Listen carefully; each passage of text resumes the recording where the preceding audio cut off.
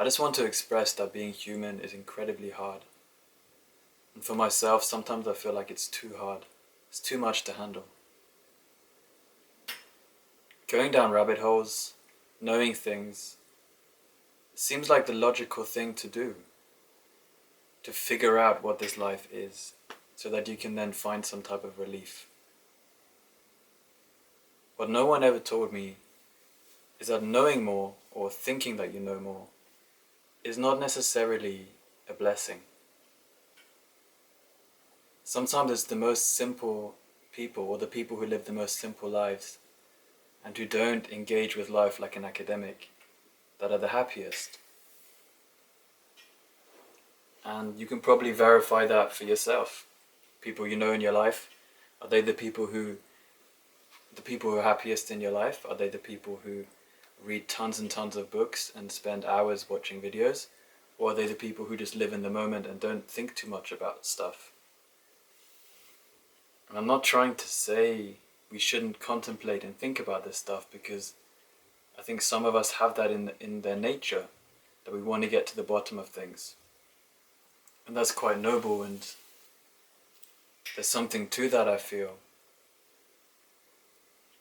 It's just sometimes it's a very heavy load to handle, and we're much better off just being in this moment, being present with everything, letting go of the chatter in the mind, letting go of trying to solve everything, figuring out why this world is here, figuring out why this body is here, figuring out all these deeper existential questions, to the extent that we get to celebrate this unique expression, this unique existence, this gift that it is to wake up in the morning.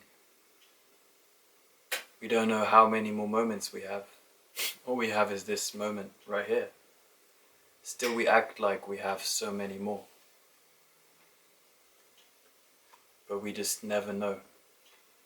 And for me, sometimes that helps me to think, well, who says I have even another moment? So given that I don't know if I will have another moment, why don't I live this moment like it's the last? And then I realized a lot of the stuff that I thought mattered, or that I thought I had to fight and resist and be sad about, health issues, they just fall away. So I wonder, why can't that be our default more of the time? Why is that not my default more of the time?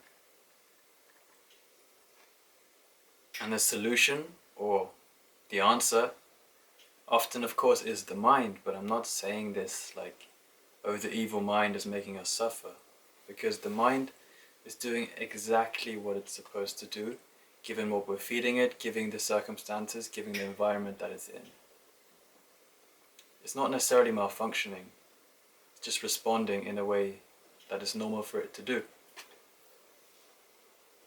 So maybe it's more about arranging our environment in a way where our mind doesn't have to go down these paths of suffering. Maybe it's just about living a simpler life without so much desire, being more present in the moment, loving people, even if we feel that they're enemies, not to make it okay what they do, but just not to hold on to that grudge, because that slowly eats us up. We slowly die. They don't suffer from the grudge that we hold. It's us, right? But anyway, I don't really know what the point of this video is, apart from just some reflections, some intentions of being in this moment more. And we hear this so much, power of now, be present in the moment, and all of that, but still we always think, yeah, I'll do that. Or maybe we even make it an identity, oh, I'm now this person that's always present in the moment. But what does that really mean? What does it really mean to live in the moment? As far as I can tell, it can mean doing the things that you love. You don't need to get rid of everything and just live in a robe on a mountain.